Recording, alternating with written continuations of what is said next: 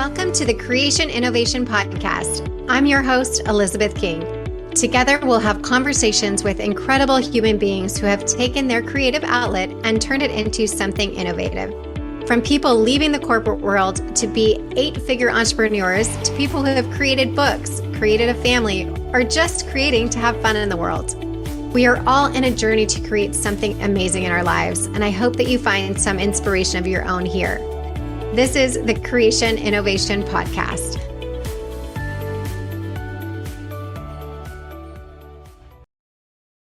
Hey everyone, welcome back to Creation Innovation. Today we are talking with Robyn Birkin. Welcome, Robyn. Thanks for being here. Thank you so much for having me, and so thrilled that we finally get to connect. Yes, I'm just going to read her amazing bio real quick. She is a globally renowned podcaster and life coach, anti-burnout online marketing strategist, and IVF Mama of 2, with nearly 1 million downloads on her podcast, The Fertility Warriors, and more than 1,400 clients from across the globe. Robyn is a leading authority on emotional well-being for women navigating infertility, loss, and trying to conceive, and the #1 business strategist for women in health and wellness who want to grow their authority and create a business that nourishes and enriches their lives. That is amazing. Thank you, Robyn, again for being here. My pleasure. Where do we even start with all of that? Oh, that is such a good question. And I was reflecting this morning as I was getting ready that so often in our lives, you could not pick what you would be doing in 10 years' time. And we get really stuck on plans. So whether people are listening are also health and wellness practitioners, or whether they're women who are navigating really big and complex fertility journeys, 10 years ago, I was working in corporate marketing. Never would have dreamt that I would be where I am now and that my life would have panned out this particular way. So we can get really fixed on plans and the way we envisaged things happening. But I guarantee that for most people, life will take you in a different direction. Right. And also, I feel like I've heard myself say this a few times this last couple of weeks, is you feel like this is the rest of your life right now, like in that fertility journey specifically, right? Like, when will this ever end? And it feels so heavy. And I keep reminding people, you will get to the other side. This feels like it's been forever. And for some people, it's more than others, but you will move on to something else. And then it will lead you to whatever your next path in life is, whatever that may be. And it may not be leaving your corporate job and now doing what you and I do, but it will definitely change the trajectory of your life, because it's impossible for that particular fertility journey not to leave a stamp on your life in some form or fashion. But we feel like things are so heavy and so permanent at that time.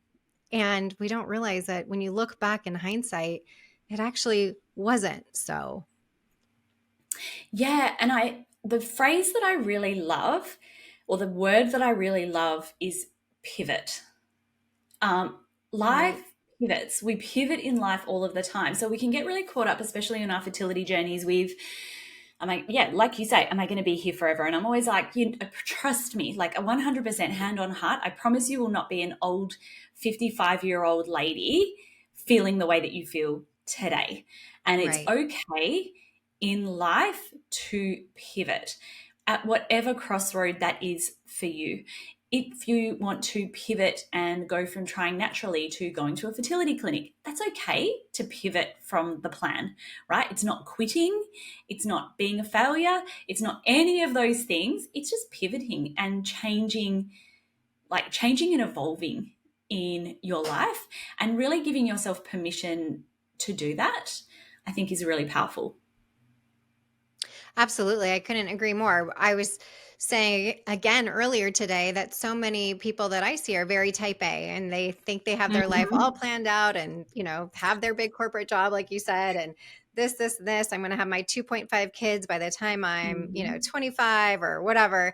And having the space to now know that other people have gone through different journeys that have made them pivot in their life, whether they wanted to or not, I think brings this new generation of young women and men for that matter to see, okay, maybe it isn't going to be just exactly what we thought it would be, even if we are type A and even if we are trying to control all the controllables to the best of our ability, we're going to get curveballs that are going to force us to look at something in a different way. And how has your journey kind of, again, forced you to look at life in a different way? And it sounds like a completely different lens, although still kind of the marketing hat to a degree. Mhm. But how did that kind of come full circle for you after? I don't know what you, kind of your starting age was with your fertility journey, or what was the point that actually started to get you to start to pivot in your life? So we started trying to conceive when dead on when I turned 30, and we had just I'm classic type A. I was the driven career woman. I was used to the equation that hard work equals success. So I Right. was the youngest marketing manager at the last 3 firms that I was at, and I loved my work. I worked really long hours. I got some cool perks like VIP tickets to see AC/DC and the police, and Fergie was the headliner. I got VIP tickets to sports games, but I existed in burnout at the same time, and that was fine. That was how I rolled, and we were like, check, bought a house, check, round the world trip, and so just before my 30th birthday, we went on a whirlwind round the world trip, and we had Christmas in Paris, hello, and New Year's Eve in New York, also hello. And it was this real thing of, this is what my life is going to be like. Check at, when I turn 30, check for my 30th year, I'm going to get pregnant and I'm going to have a baby, and my life is going to be regimented in these, stages of my life.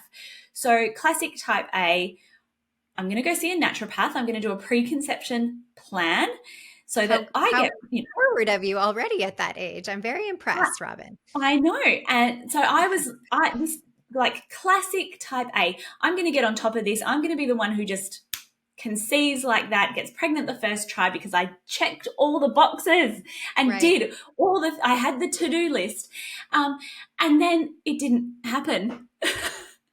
And you just feel so, it starts off and you feel really thrown by it. And then you're like, hang on, I did everything right. I worked hard. This should work. My naturopath's like, you are so healthy. You've got all of the pieces of the pie in place. I'm stumped. And then it was this slow process of continually having to give myself permission for the next step. Okay, we're going to need to go to a fertility clinic. I find that with fertility warriors, there's 2 camps. There's the people who are like, just get me into the fertility clinic as soon as possible because this show needs to get on the road, which was me. I was like, Yes. let's just make this happen. What do we need to do to make Right. this happen? But there's also this other camp of people who are like, no, we could try naturally for a bit longer. And there's that real resistance, like 2 camps. Anyway, so I was like, get the show on the road, get me the appointment, do whatever it takes. Like, what do you want? You want me to skip right forward to IVF? I'll do that. They're like, no, not really. But I was prepared. And we were 2 years of trying to conceive before we ended up having our first IVF cycle. And I really subscribed to the belief up until that point that hard work equals success, that, things needed to pan out a particular way. And particularly that I just needed to power through until we got to the other side. Just head down, bum up. I don't know if people use that phrase, in North America as well. But that's what we talk about in Australia. Like, head down, bum up, steam forward, just push through until we get pregnant. Like, whatever it is, suck it up. And what happened on my first IVF cycle was I landed a moderate case of IVF, OHSS, hyperstimulation. I was a very slight 54 kilograms at the time, which it always gets me in pounds, but if we think about in pounds, maybe like 110, 120 pounds. So I was slight, Yeah. and I Mhm. had 7 kilos of fluid. So probably about 15 pounds of fluid suffocating my insides. So if I could anybody's walk. listening is not aware of what she's talking about, if you're doing a retrieval, sometimes you can the medication and the ovaries, the follicles, they get overstimulated. And then after you do your retrieval, you're not feeling so good, needless to say. Yeah. So just because because you've been through this hyperstimulation and this super ovulation, and then some people can get sick. If you have particular risk factors, you can end up with, just fluid, so much fluid. So you're really dehydrated, but at the same time, there's just free floating fluid in your body. So my stomach was right up where my lungs are supposed to be. I could barely walk. And I remember Scary. sitting in the bed with my husband and being like, this is just the worst. I've just gone through IVF, obviously major. I've been trying to keep it all together at work. I've been trying to just push through. Now I've got hyperstimulation. But New Year's Eve, found out I was pregnant. Yay. Huzzah. Then found out not 2 days before we were supposed to hear the heartbeat that the pregnancy wasn't viable. And I was Sorry to hear distraught. that. And this was the moment that I thought to myself, no, I can't push through. That's a crap strategy. It's actually a really crap strategy. I can't just push through my emotions, because actually, what's going to happen if 2, 3, 4, 5 years down the track, I'm still trying to conceive, I'm still finding out what's wrong. And that is a very real reality for some of us. Right. And I was like, actually, if I want, if this is going to look like, either I just stop because I actually can't physically and emotionally handle it anymore, or I figure out a different way. And so, I had the pregnancy loss, and we very last minute, we had to go through a special urgent passport approval process, decided we were going to go to Lombok in Indonesia. So it's a lot quieter than Bali, for example. And literally where we stayed was even quieter. So it was a tiny surf resort. There was 5 total guests there, including myself and my husband. And there was nothing to do. There were no shops. There was no anything. There was a pool, and there were you got included in the package. It was all inclusive. You got 1 massage a day. That was it. And even this was so far from the type of person that I was. When we went on this round the world trip, it was it was 4 nights in New York, 5 nights in LA. When we went around Europe, it was 2 nights here, 2 nights here, do all the things, go to the next thing. Right. So that was how I existed Right. in my life. I listened to podcasts on 1.5 speed. Right. That was how I existed in my life. And Mm-hmm. this was this turning point that I was like, no, I can't live my life this way. My mindset is something that's actually going to impact me on so many other levels, including my physical health, that before that I had never even considered that managing my stress was a thing. Dealing with my emotions was a thing. I never knew this. No one taught us this. We learned Right. physical education at school. We learned sex education at school. No one taught us how resilience or how to healthily cope through your emotions. So as many of us do, I went through this process of saying, oh, actually, I'm going to need to cope better. Let's figure out how to do that. And then it was this gradual, I guess, change in my life of continually giving myself permission to step away from the plan, the timeline of how I thought my life would go. This is what everyone else is doing. Cool. Why is everyone else doing that? Has society's told us that that's how it has to be? Well, I can actually write a different narrative for my life that works for me, that works for my family. And I then had another IVF cycle several months later, and it was the very first time that I felt really calm through and centered through the 2-week wait. I remember I went out to dinner with a friend, and went to an Indian restaurant, and I sat there outside the restaurant as we were leaving, and I was rubbing my tummy, and I was like, you know what? I just feel really great about this cycle. Feel really calm. I'm feeling so different to all of the other cycles, even when we were trying naturally before that. Mm-hmm. And I don't have a magical story that ends with, and then I, magically manifested that I got pregnant that cycle. No, it failed. And the true test was I was still okay. And what were you doing during that time? I know you guys went to Indonesia and you started to slow down. What within that slowing down, what were some tools that you started to do that you thought, okay, I'm actually calmer during this time than I Yeah. was before because I'm doing XYZ. What Mm. was the XYZ? So I'm going to tell you some of the things that I did, but plot twist, Yes. a lot of it wasn't about things that I did. It was more about self-awareness and giving myself grace and allowing myself the opportunity to say, hang on, what do I really want? And so a lot of it was in relation to self-awareness. And so one of the things that I've taught for the longest time is you have like your thoughts, which then lead to your feelings, then influence your behavior, which then leads to your experience of the world, right? So there's someone called Joe Dispenza, I think, who talks about this as well. A Yes. lot of what we do when we have feelings, when we have, like we're going through something really rough and we're like, oh my God, I need to adjust my behavior, right? I'm feeling these really big feelings. Okay, I'm going to adjust my behavior. What do I need to do? Well, Mm-hmm. actually, it started way up with the thoughts that you had Right. and the way that you did or didn't give credence to those thoughts. Right. So we can sit there, and I will tell you everyone about some of the behaviors that I had, but so this is where I think we get really lost. I'm feeling really crap. What do I do? I'm going to meditate.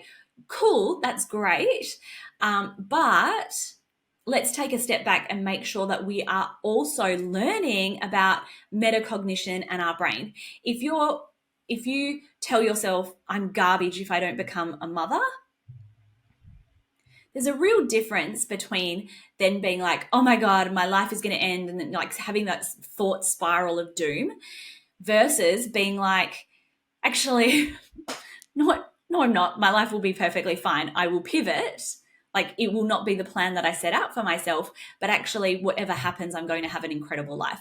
So not everything our brain tells us is true. And we know this. Not everything that we read or hear or see is something that we need to believe.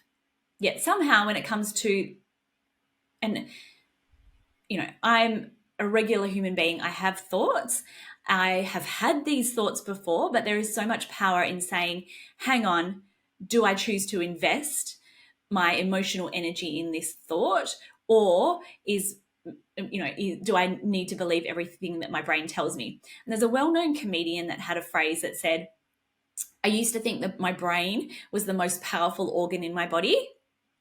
And then I remembered who was telling me that. So we don't need to believe everything. If I told you that, Right. aliens were going to drop down from space any minute, or there's an alien right behind your head right now, you'd be like, yeah, sure, Robyn. And we need to do that kind of stuff with our brain. Is this really the case? Absolutely. Or isn't it? Right. But it started with teeny tiny little things. So one of the most simplest and easiest things that I did, in addition to really looking at understanding my brain, because that's so easy. It's like not a to-do list. It's once you know it, you know it. Mm-hmm. But I started writing a gratitude journal. Such an easy thing. And Right. it was really simple things. So every night I would go to bed and I would write down 3 things that I'm grateful for. Not like I'm grateful for my husband, I'm grateful for my job, I'm grateful for my house. It was trying to find all different things and really teeny tiny things. And our brains have a negative bias. So something along the lines of 80% of the thoughts that we have in our brains are negative thoughts. 95% of them are the exact same thoughts we had yesterday. Like, it's not different and unique thoughts. Right. And a huge proportion of the thoughts that we have are worst case scenario thoughts. They did a study, and 85% of the time, the worst case scenario actually never happens. For 79% of people for whom the worst case scenario did happen, they said, actually, it wasn't that bad. So We make we're it really caught worse up. right. We make it worse than it needs to be. Yeah. And so one of the really easy things you can actually do to start shifting the negative bias in your brain, the things that our brain does are essential, and they've been pivotal in how we've survived. They just don't always serve us in today's society. So one of the really good things that you can do to start shifting the way that your brain works and the thoughts that you have is to start something like a gratitude journal. Because what happens is you get about 3 weeks in to writing a gratitude journal, and really simple, tiny, mundane things. Oh my God, I had a really great coffee today. I loved that. I got to work 5 minutes early. Fab. I saw a butterfly in the garden, and that was awesome. I had a really great bagel for lunch. And then all of a sudden, what happens is you start going through the day rather than being swept up in everything that could go wrong. You're like, oh, damn, I got to write like 3 things today that are different from yesterday, that are things that have gone well in my life or that I'm grateful for. And so you spend the day being conscious and looking out for what is going right rather than being consumed by what is going wrong. And it starts to shift the negative bias in our brain. So the really simple thing that I did, the other thing that I did was I And there's started saying studies to show affirmations. as well, Robyn, that being in gratitude, you can't be in gratitude and anxiety at the same time. So it's not just Yeah. like the fluff of saying, oh, do a gratitude journal and that will help you on your journey. Like there are studies that have shown when you do that practice and you get into a regular practice of that, you will shift your energy and the physical being of yourself in that. It's almost impossible not to. So if you feel like you're doing it and nothing's happening, stick with it because it will start to shift. And I think that's another thing in life, right? We want things on our own timeline, not on when the universe is ready to give it to us. Mm-hmm.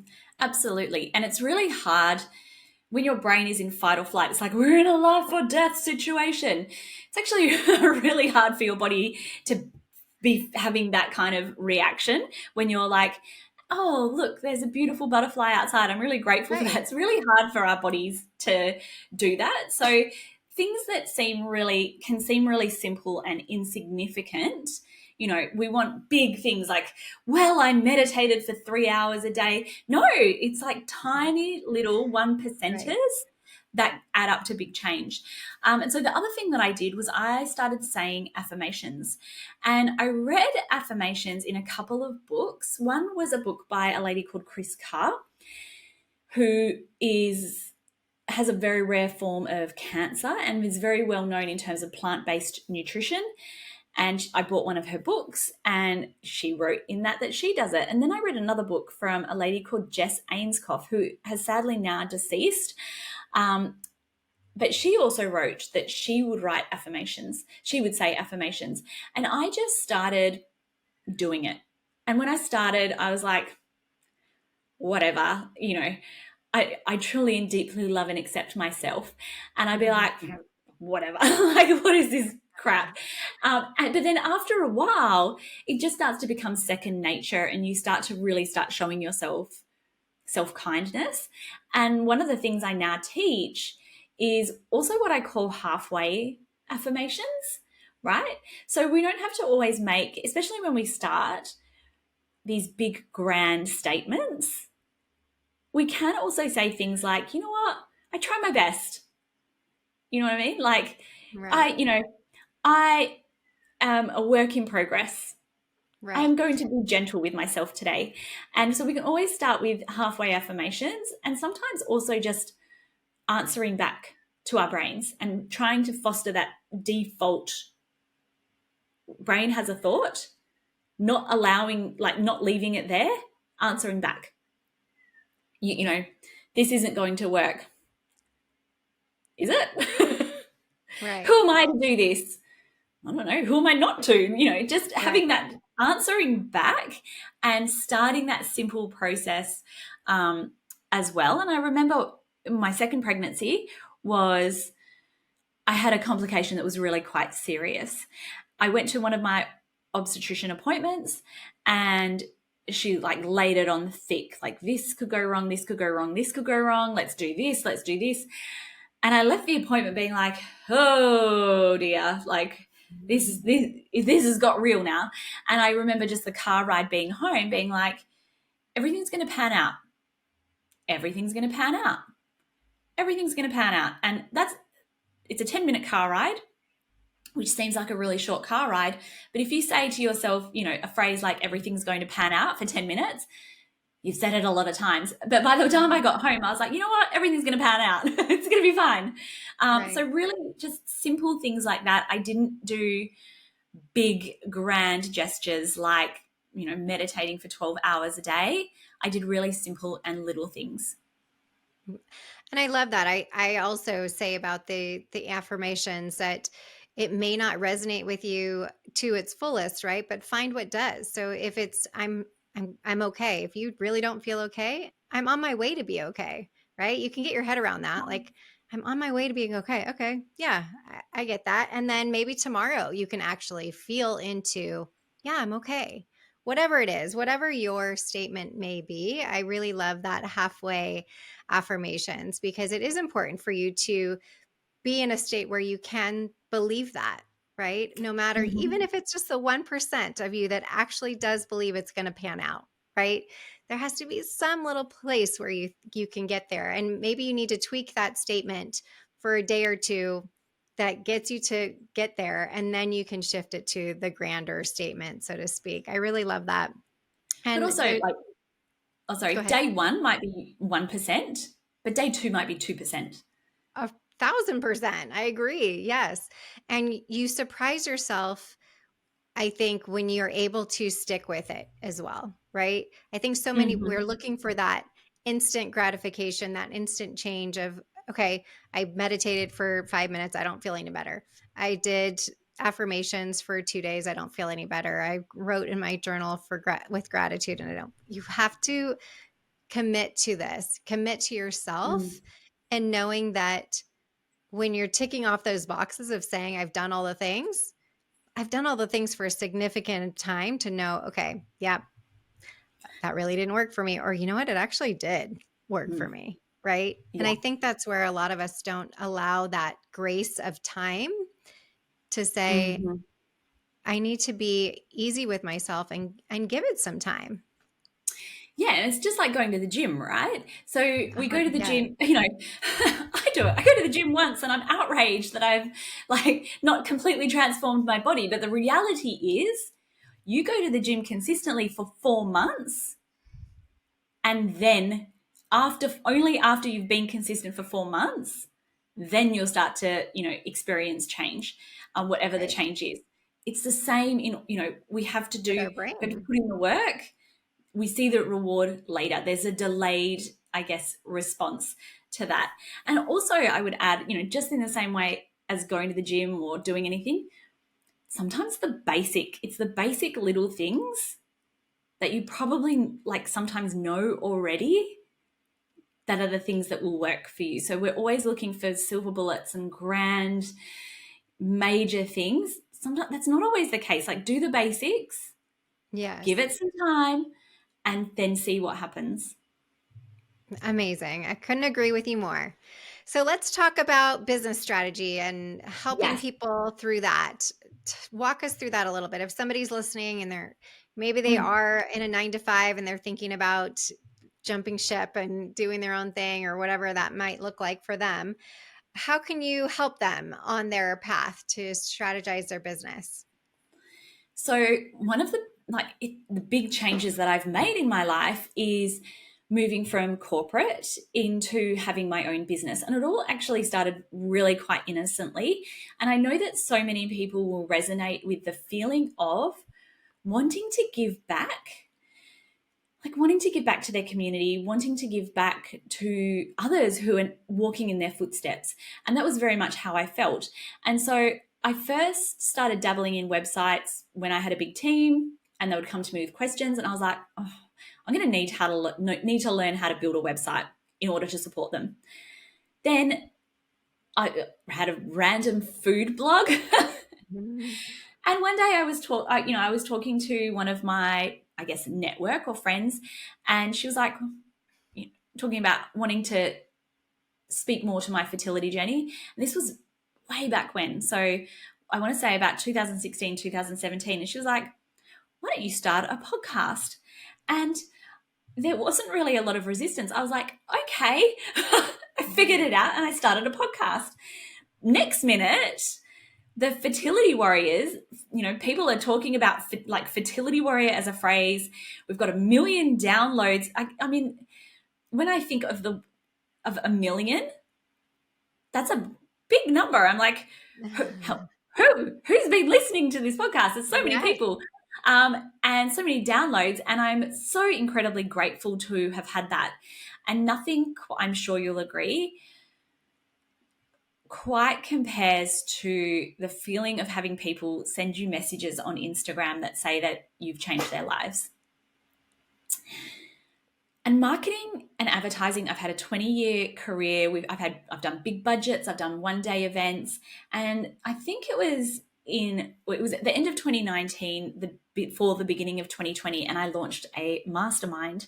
So a mastermind, for anyone who doesn't know, is like a very high touch coaching experience. So you get a lot of access to the person running it. Sometimes like there's curriculum, but there's also like that back and forth and curriculum, but also the collective group coaches together so that you see, well, what is everyone else working on and what is the advice they're receiving so that you lift everybody up as a group. And so I started a mastermind and it is still going and I love it. We also have an online course called Launch Easy Life. And again, with the, circling back to the beginning of this conversation of giving ourselves permission to pivot, I have really leaned in the last 6 months to allowing myself to continue to support women on their infertility journey indirectly by helping the helpers, helping all other people who say, I want to give back. I want to be a life coach. I want to be a fertility coach. I want to be a nutritionist, whatever that is and whatever lights them up. Just that when they say that, leaning into my expertise, my coaching, and, indirectly supporting fertility warriors through that lens. Because one of the biggest lessons that I've also learned on my fertility journey is, well, number one, life gets to be whatever you make it, but life also gets to be really simple, and just the importance of not having a career that exists in burnout, that includes rest and so many beautiful things. So we ran our last round of my life coaching program in August, September. And I'm now fully focused on really supporting other people to grow and to scale their businesses. So we have our Instagram account at Robyn Birkin. The Fertility Warriors podcast still has 215 episodes for anyone who's like, no, just give me the fertility support. But by and large, my programs and my paid offerings are now tailored to supporting other practitioners within health and wellness. And if I've had one big lesson over the last year, it's that growing, like there's so many people out there. There's an Instagram coach, there's a this, there's a that. But if all they have done is learn how to market to other businesses, it's actually really different to marketing and growing a business that supports, Mary or Catherine who doesn't have a business. It's actually really different. And people don't know necessarily, like always what a masterclass is or link in bio. And so sometimes the advice that we get from like business coaches or, Instagram coaches or whatever it is, it's actually not the same advice that really supports people, who are in a business to consumer. And even in terms of pricing, like a lot of that pricing is just really not going to be accessible for Catherine down the road. So learning how to build a successful and a thriving business that supports front-end consumers is a different ballgame. So that's how I support people. That's amazing, because I think that similar to how I see it, it's this ripple effect, right? The more people that you're helping, then they can go on and help other people, and it's for the greater good, so to speak. So it's not that your heart is not tethered to where it once was. It's just on a different level. And I think that that's really beautiful, because the more we know that this whole situation of wellness and fertility and all the things is not going away.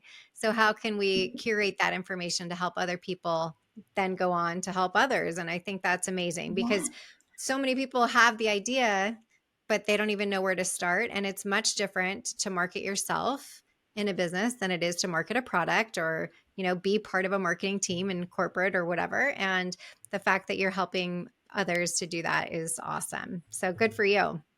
Yay, thank you. And I just think as well, back when I was trying to conceive, there weren't Facebook groups, there weren't Instagram profiles, there weren't podcasts. And we are now, so blessed to have access to so many tools and resources to support us. I don't even think there was really many life coaches and people who supported others on like emotional and mental health level. Right. So lots of us feel really called to give back and be like, this really helped me. I want to help others know this.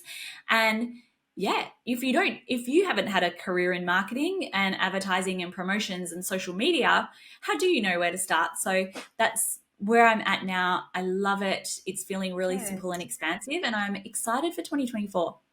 Amazing. Well, how can everyone continue to find you, work with you in whatever way that is? I know you mentioned your podcast, your Instagram. Tell us more. So absolutely the best way to learn from me is to step to my Instagram. Oh, I can't hear you. Can you hear me? Yes. Okay. I can hear you. Oh, fab. So the absolute best way to find out about me is to go to my Instagram at Robyn Birkin. From there, you can go to my website. We also have a business podcast called Well Conceived Business, where we drop weekly episodes. So if anyone is interested in, tuning in to me, the Fertility Warriors podcast or Well Conceived Business is also where you can find me. Amazing. Well, thank you again for being here, sharing all kinds of nuggets about yourself personally and professionally. We really love to hear more about you all the time. So thank you for being here. Thanks for, again, being bright and early when it's actually dark out now here for us in California, but it's been so great to connect with you today. It's been lovely to connect, and thank you so much for having me. Thank you so much for listening to this episode of the Creation Innovation Podcast. Make sure to follow us on Spotify for free episodes and subscribe to the Creation Innovation Podcast on Apple, Spotify, or wherever you choose to get your podcast. Don't forget to rate and review the podcast wherever you're listening for a chance to receive a special gift. Yes, we actually do send out gifts. It's my favorite thing to do. So visit us at elizabethking.com/creation innovation for more information on how to enter. Every review counts, and we are so grateful. You can follow me at the official Elizabeth King on Instagram or TikTok. Until next time.